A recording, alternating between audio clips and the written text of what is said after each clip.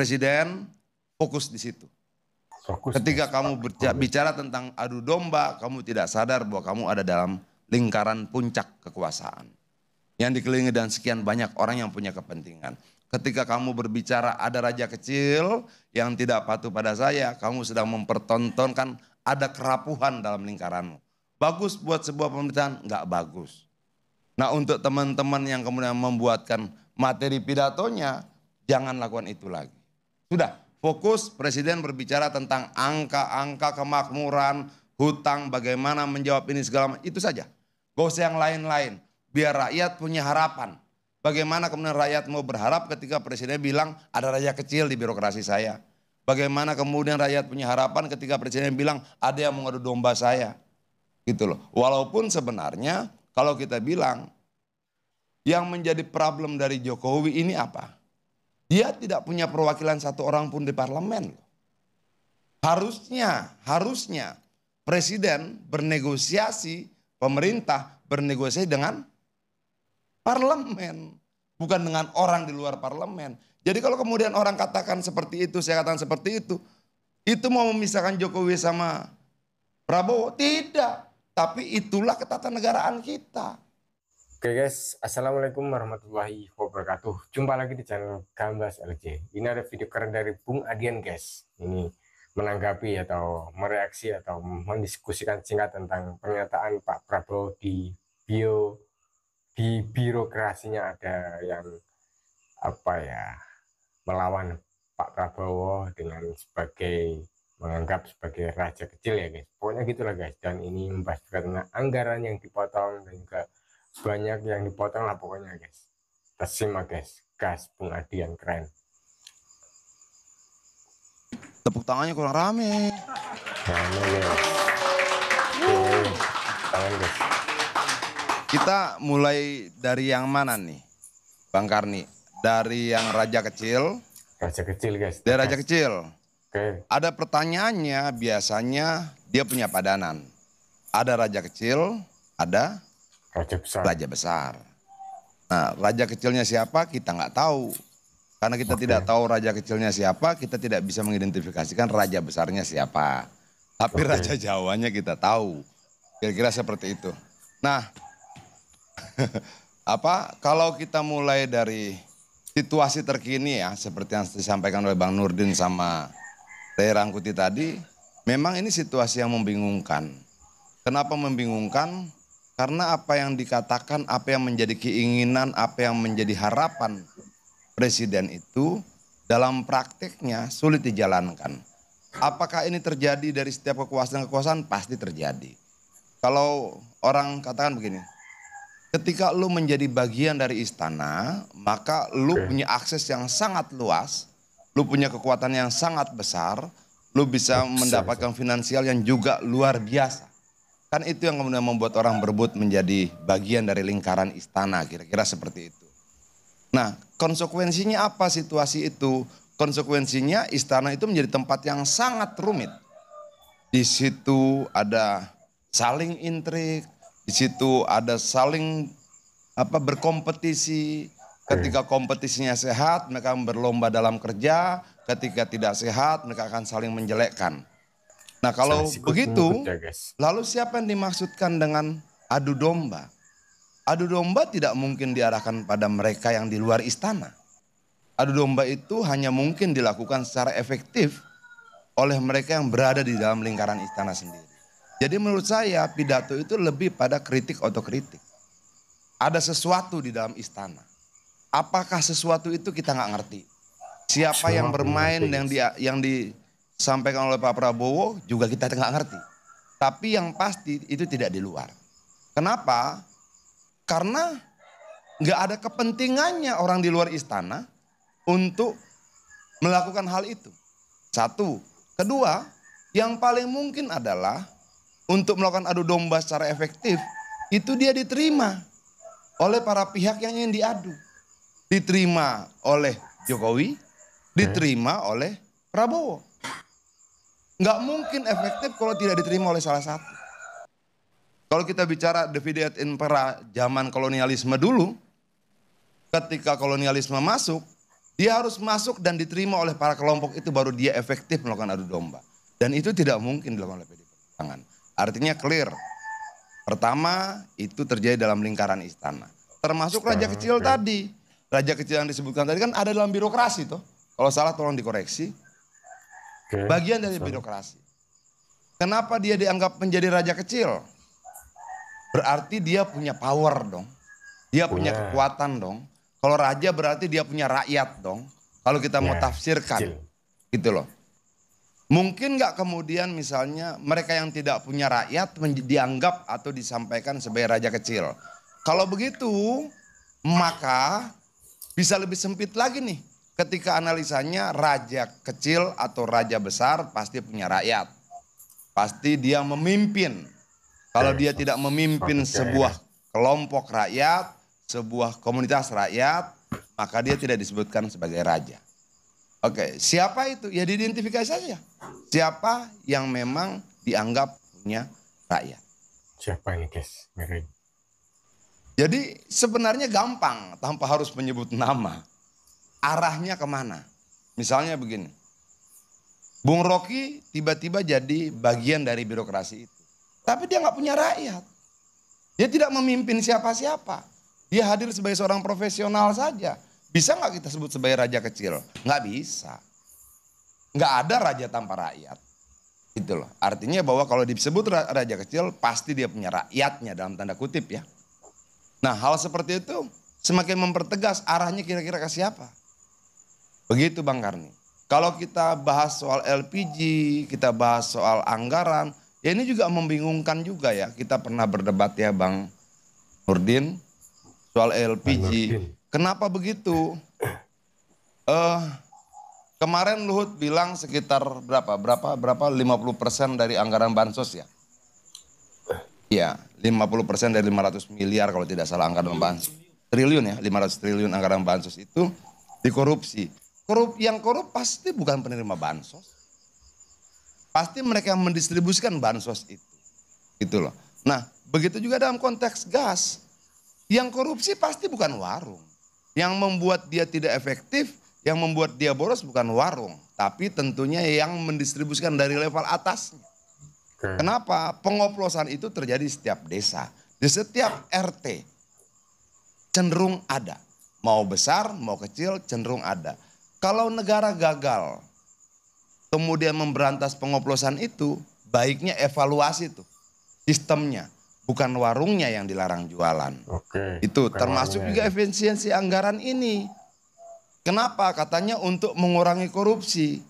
Mengurangi korupsi itu tanggung jawab pemerintah. Caranya bagaimana? Pilih orang yang bersih. Perbaiki sistemnya.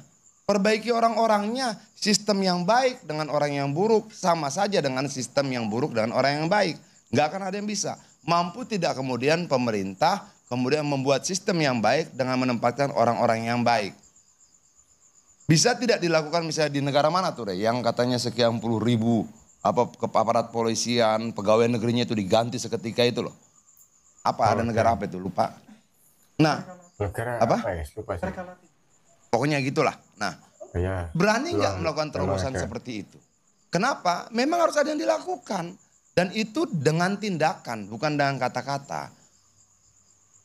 Bansos dikorupsi, gas hilang, anggaran dipotong karena mencegah korupsi juga, katanya seperti itu.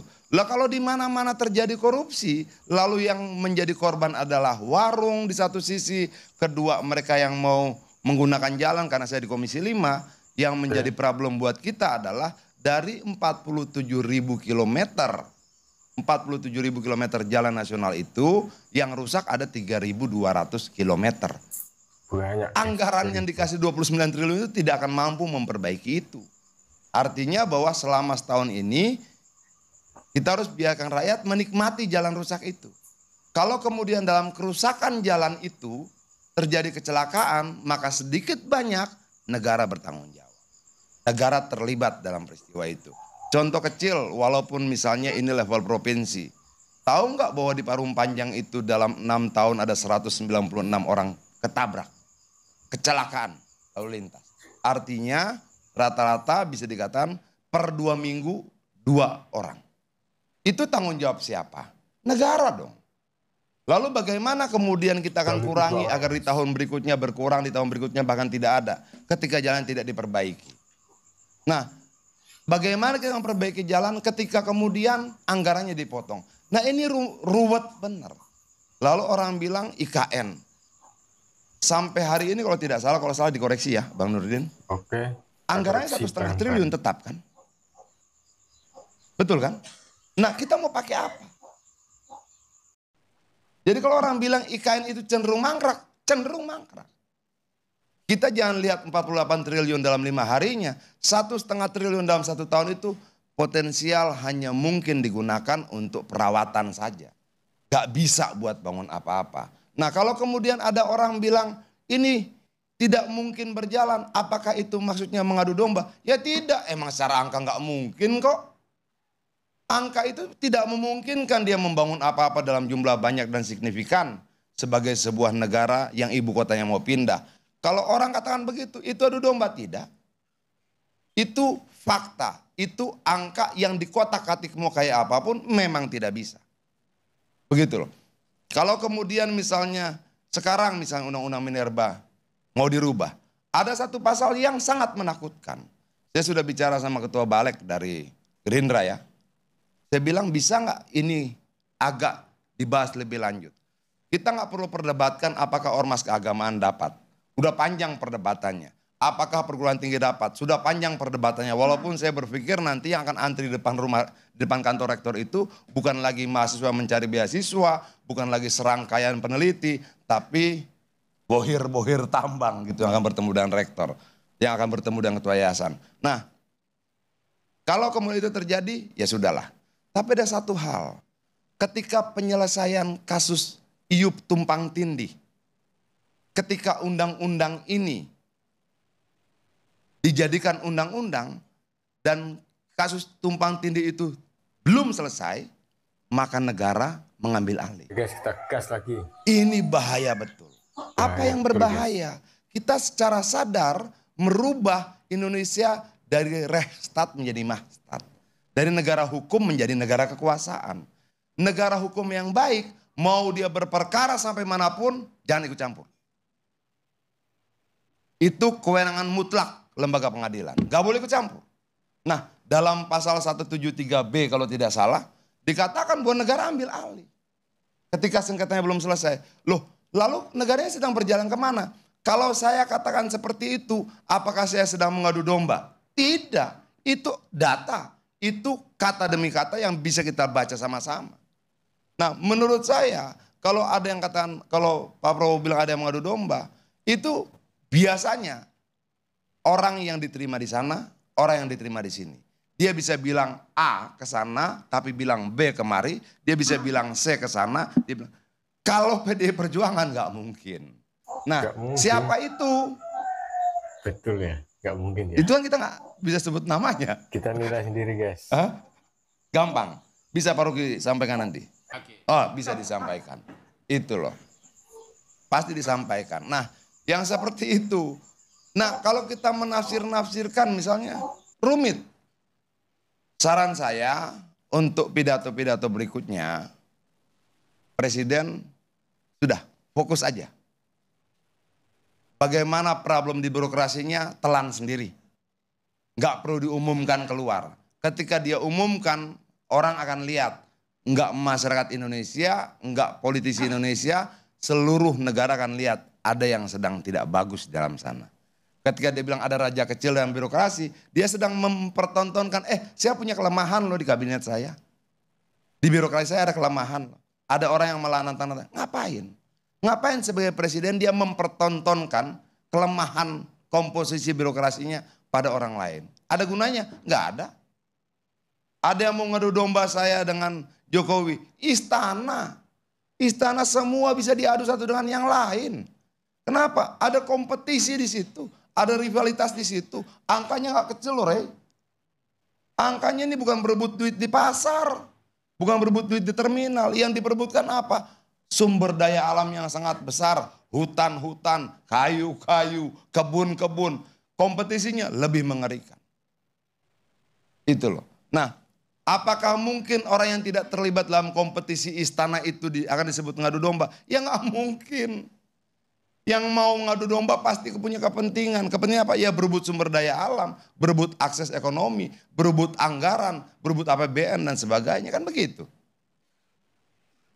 Nah, kalau kemudian Prabowo tidak memperbaiki pidatonya, saya takutnya ketika dia pidato lagi, itu kita gelisah lagi. Rakyat gelisah lagi.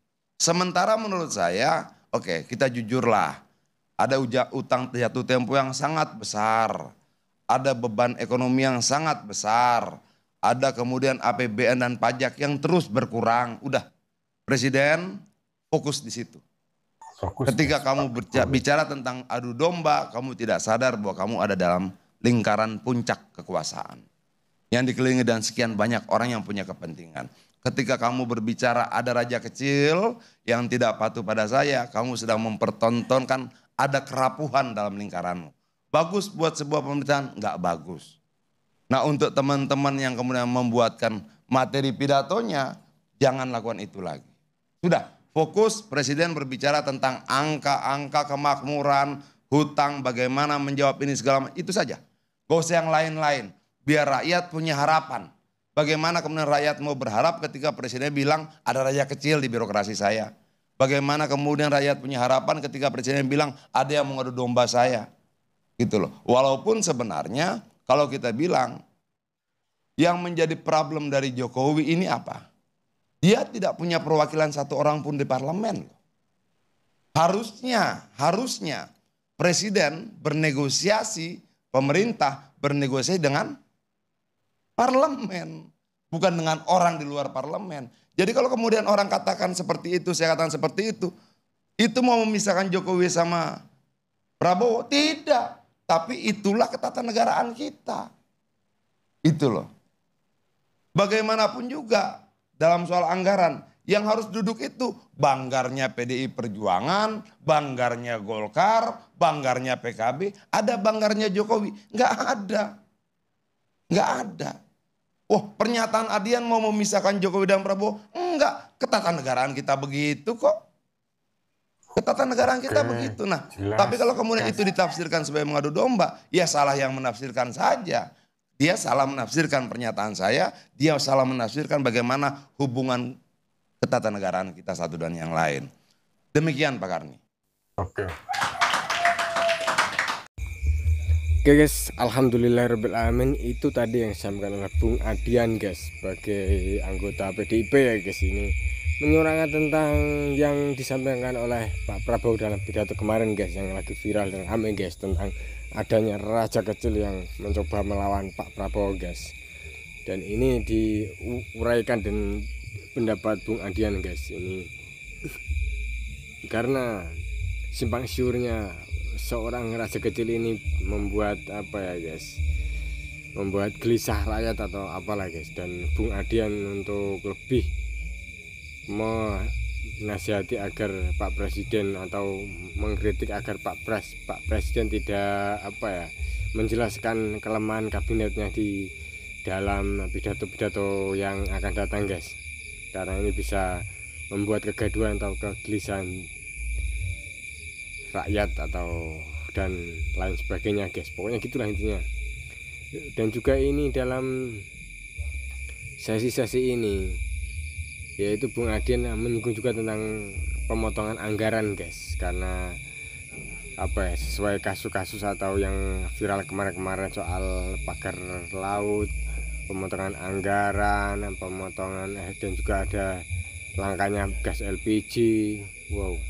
Dan ini Bung Adian menyarankan untuk apa ya, kalau memang adanya koruptor-koruptor atau cukong-cukong atau yang istilahnya apa ya guys, berbuat curang, kenapa yang dikorbankan itu rakyat guys, karena atau warung-warung penjual gas LPG yang istilahnya anggaran atau yang lain sebagainya mulai dikurangi. Ini sangat tidak bagus untuk rakyat guys. Padahal kalau memang ada yang korupsi atau menjadi penampung atau cukup-cukup, itu adalah apa istilahnya guys, itu adalah tugas dari pemerintah untuk menangkapnya, bukan malah memotong anggaran dan membuat rakyat semakin terjepit guys. Oke, semoga mengedukasi masyarakat. Wassalamualaikum warahmatullahi wabarakatuh. Gambas LJ.